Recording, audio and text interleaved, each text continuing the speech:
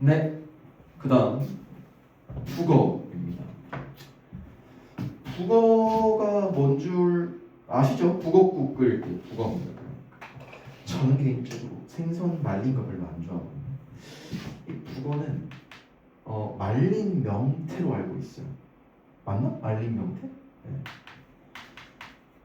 뭐 잘 모르겠어요. 제가 뭐 살림을 하는 인간이 아니니까. 말린 명, 마른 겁니다. 그러니까 잘 상하지도 않아요. 네, 상하지도 않아요. 바짝 말라가지고 이제 있는 겁니다. 그러면 작품을 한번 볼게요. 얘는 조금 많죠? 네, 조금 많습니다. 한번 가볼게요. 밤의 식료품 가게 같이 한번 떠올려보자. 밤이 되었습니다. Night. 밤의 식료품 가게야. 캐캐 묵은 먼지 속에 죽어서 하루 더 손대 묻고 터무니없이 하루 더 기다리는 북어들. 그러니까 시발 두 번 죽이는 거죠. 아니 근데 뭔가 캐캐 묵은 먼지라고 하니까 물론 북어는요 지금이야 막 포장도 깔끔하게 비닐로 하고 이러지만 옛날에 북어는 그냥 쌓아두고 팔았어요. 왜냐면 막 상한다거나 그런 게 아니니까 애초에 보관을 길게 하기 위해서 말려서 유통시킨 거니까. 그래서 근데 더불어 먼지 속에 있다라고 하는 걸 보니까 일단은 그 식료품 가게는 저는 이렇게 생각했습니다. 사람이 많이 오는 곳은 아니고, 그리고 두 번째, 이 북어라고 하는 건 사실 찾는 사람이 많은 게 아니에요. 그러니까 어떤 집안의 행사를 할 때나 뭐 제사를 지낼 때나 그럴 때 이제 굉장히 예외적으로 구매를 하는 아이템 중에 하나인데 어쨌든 캐캐묵은 먼지성에 이미 죽어 있죠. 그러니까 아니 식료품 가게에 북어가 진열되어 있는데 하루도 손 떼입니다. 사람들이 막 만지겠지. 막 만져. 그러고 나서 터무니없이 하루를 더 기다립니다. 뭘 기다리겠니? 뭐 구매를 기다릴 수도 있고 아니면 그 다음날 아침을 기다릴 수도 있고 그러한 북어들. 북어들의 일개 분대가 이 분대라고 하는 건 뭐 남학생들은 알 것 같기도 한데 이 군대용입니다. 조금 이제 TMI 근데 알고 있으면 좋기는 합니다. 이 분대라고 하는 개념은 굉장히 작은 개념이에요. 어쨌든 그룹. 이 분대가 모이면 소대가 됩니다. 소대가 됩니다. 소대가 모이면 중대가 됩니다. 중대가 모이면 대대가 되고 뭐 제가 일단 알고 있는 것 대대가 모이면 연대가 됩니다. 연대. 네, 저는 연대급 부대에서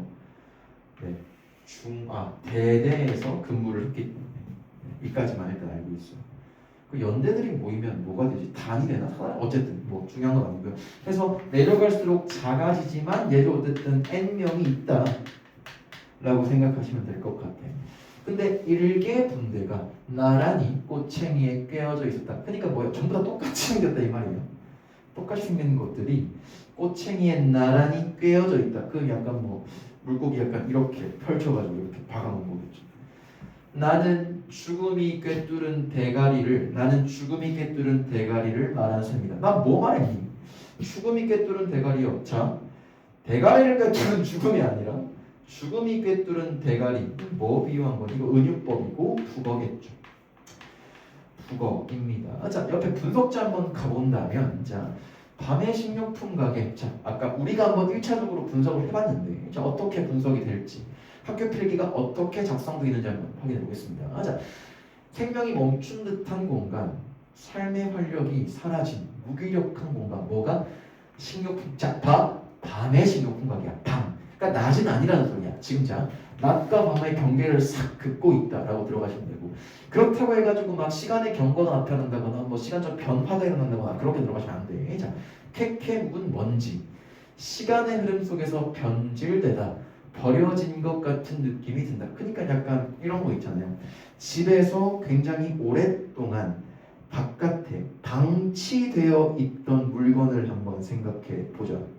그러면 그 위에 약간 슥 건들면 먼지가 남아돌게 돼요. 지금 그거를 뭐에게 표현을 하고 있니? 북어를 빗대어서 표현하고 있다라고 생각하시면 될 것 같고 자, 어쨌든 북어는 이미 죽은 존재입니다. 이미 죽은 존재고 죽어서 하루 더라고 하는 건 고통을 진행 중인 거, 그리고 이 기다리고 있는 무의미한 기다림. 이게 왜 죽었습니까? 아니면 살아 있으면 뭐 펄떡거리는가, 아니면 뭐 탈출을 뭐 생각을 할 수도 있겠는데, 어쨌든 지금 죽었어요. 생명력이 없는. 자, 생명력이 없는 건데 계속 캐캐 묵은 먼지 속에서 하루도 기다리고 있으니까 얼마나 비참할까를 한번 생각해 보세요. 자, 일개 분대. 개성을 잃고 획일화된 존재를 상징을 합니다. 생명력을 잃고 주변 상황에 수동적으로 끌려다니는. 그러니까 군대를 생각하면 돼요. 명령 들으면 무조건 따라야 되는 그런 어떤 미안해요. 자, 어쨌든 자, 개성 없이 살아가는 현대인들의 무기력하고 획일적이다. 그러니까 한마디로 뭔 말입니까? 그냥 하라는 대로 하는 겁니다. 그러니까 뭐 나도 마찬가지죠. 하라는 대로 해야 돼요. 수업해, 예, 해야 되고, 자료 만들어, 예, 해야 되고, 똑같은 거예요. 그러니까 계약했으니까 뭐 어쩔 수 없죠. 군대도 마찬가지죠. 네가 뭐 나라 지키러 갔으니까 해, 예, 땅 옮겨, 땅 옮겨, 어쨌든 산 옮겨, 예, 그럼 산 옮겨야 되고, 총 쏴, 그럼 총 쏴야 되고. 어쨌든 남학생들 군대 가시면 무슨 말인지 알 거예요.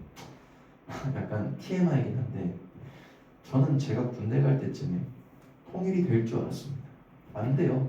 통일 안 되군요. 자, 죽음이 꿰뚫은 대가리라고 하는 건 북어의 상황과 인간의 현실을 빗댔다라고 들어갈 수 있을 것 같고, 그럼 정확히 보면 북어는 누구를 빗댄 거예요? 원관념이 뭐겠니? 인간이겠지. 보조관념이 북어인 것이고.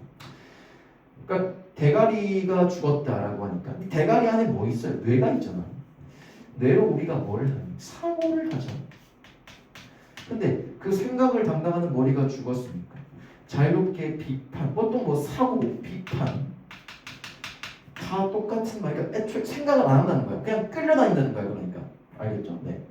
없는 상태, 강한 비판, 생각 자체를 포기한 현대인을 비판한다. 근데 저는 약간 여기 뭐 노트 필기를 보면서 조금 빡이 쳤던 게 무슨 내용이었냐? 아니 씨발, 우리가 생각 자체를 포기한 게 아니에요. 아니잖아요. 솔직히 포기한 게 아니라 할 수 없게 만들어 놓고 이걸 현대인들 비판하고 있다. 아니 좀 약간 뭐지 이 새끼, 약간 이런 느낌이 조금 들었습니다. 어쨌든 적어도 나의 수강생들은 생각이라고 하는 걸 조금 하시면서 학습을 조금 하셨으면 좋겠다는 겁니다. 그러니까 분명히 이제 원관념과 보조관, 그러니까 사실 원관념 티도 안 나요. 이걸 보고 누가 인간이라고 생각을 하겠어. 그냥 생선들을 얘기하고 있나? 인데 그게 아니라 자세히 조금 읽어보면, 그리고 이 시인이 사셨던 어떤 시대를 쭉 한번 살펴보면은 그렇게도 확인이 될 수 있겠다. 물론 이제 학교 내신 같은 경우에서야 이런 식으로 출제가 되지, 이런 식으로 분석을 해야 되는 거지. 만약에 학력평가나 모의고사로 들어갔는데 이런 식으로 뭐 분석을 한다, 미친 겁니다. 절대로 그러시면 안 되는 겁니다. 자, 그다음 한 쾌의 혀가 자갈처럼 죄다 딱딱했다. 지금 묘사하고 있니? 그치? 앞에서 1년에서 보셨던 북어, 말라 비틀어져도 두 번 죽은 북어들을 또 묘사하고 있는 것 같아요. 나는 말의 변비증을 앓는 사람들과 무덤 속의 벙어리를 말한 셈이야. 그러니까 잘 봐. 변비증, 벙어리를 말했대. 근데 내가 지금 얘기한 건 국어잖아. 국어가 여기에 빗댄다라고 들어가시면 되겠죠. 근데 봐, 이 말의 변비증, 그러니까 변비라고 하는 게, 자, 이거 조금 이제 그냥 딱 분석, 딱 내신스럽게 생각해볼게. 저는 변비를 한 번도 겪어본 적이 없는 것 같아요. 변비는 근데 뭐 내가 그 증상을 정확하게 공감하거나 인지하고 있진 않으나 변이 마려운데 변을 보지 못하는 상황이야.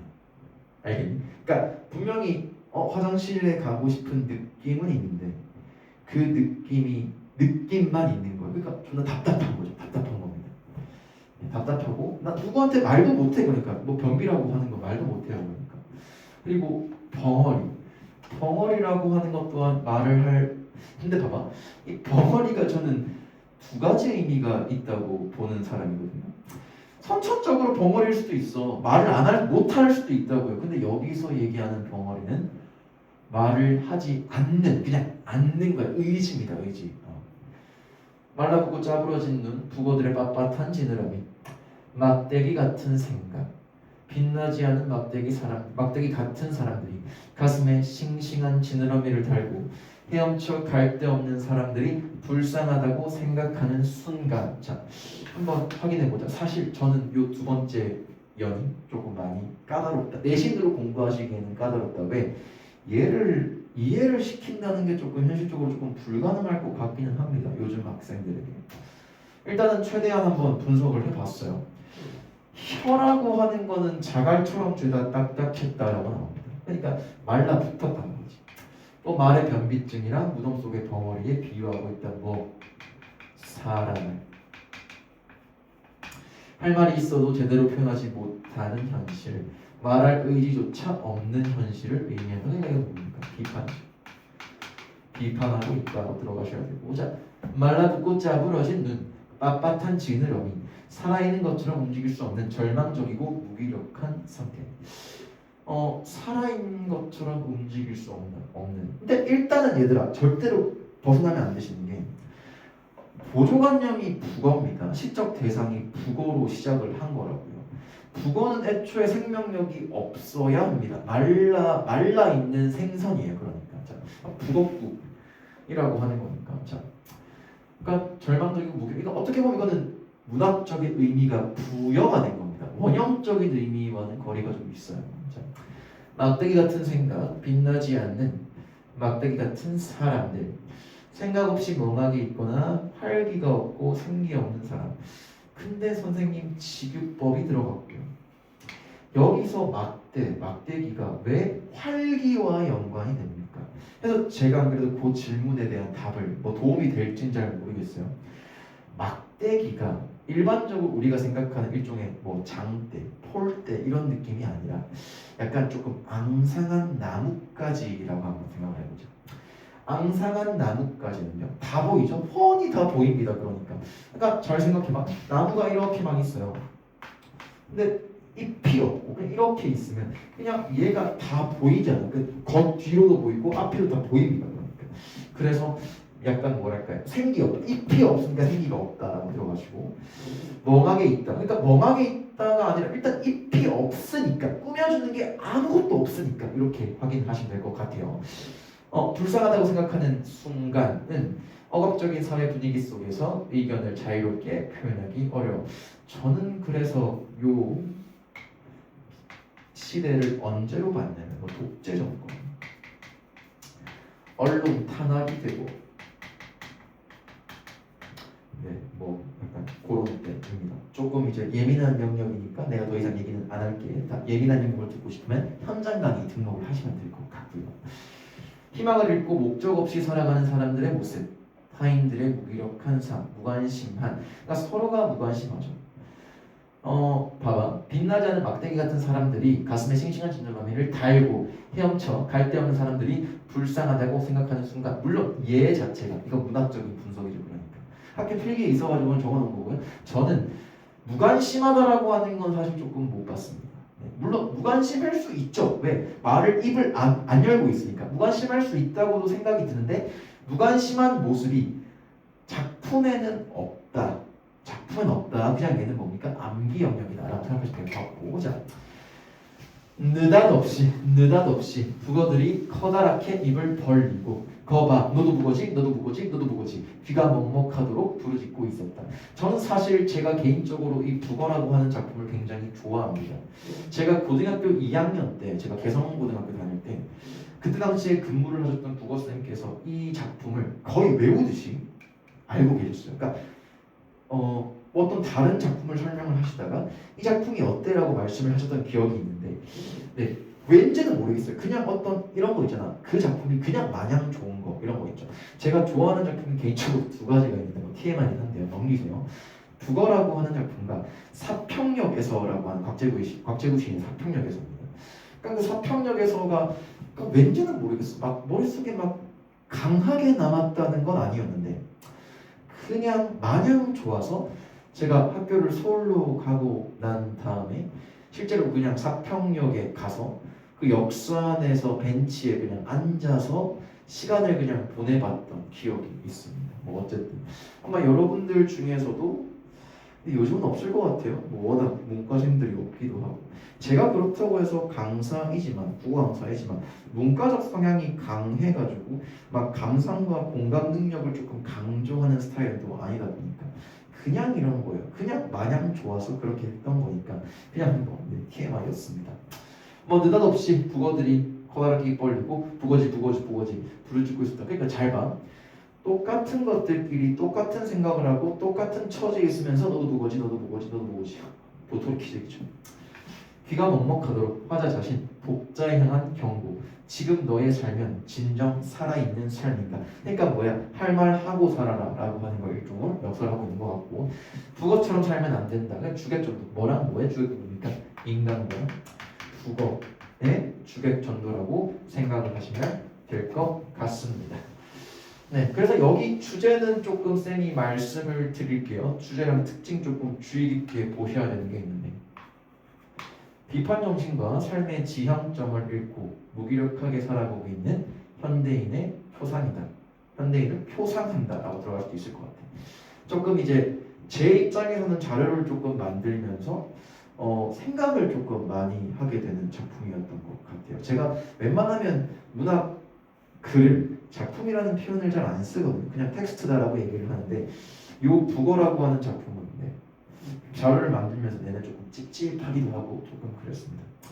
어쨌든 북어를 의인화했고, 자 이렇게 성경 후정의 방식을 사용했다. 자 어떤 느낌이냐면 성경 후정 보통 이제 고전 신화에서 많이 다루게 되는 영역이죠. 자, 성경 후정이 어디에 있느냐? 자 식료품 가게 속에서 있다. 그리고 뒤에 가면 갈수록 북어에게 집중이 되고 있죠. 그리고 이제 너도 북어지 이러고 있다. 그러니까 성경 앞에는 뭐가 나왔어? 북어가 있는 장소 환경이 나왔었고, 뒤에 뭐가 나왔습니까? 북어에 관한 얘기가 나오면서 북어가 사람으로 인화되면서 그렇게 표현이 되고 있으니까 성경 후정이다라고 생각하시면 될 것 같아요. 어쨌든 얘 같은 경우도 조금 주의 깊게 보셔야 될 작품이었던 것 같고, 대작간의 유혹과 조금 엮어서 문항이 출제될 수 있을 것 같아요. 물론 거기서 얘기하는 플라스틱 물건들과 북어는 사실상 의미가 동일하지는 않습니다. 아는데 그래도 어쨌든 뭐 두 개가 같이 학교 수업 때 나왔으니까 한번 확인해 보시는 게 좋을 것 같아요.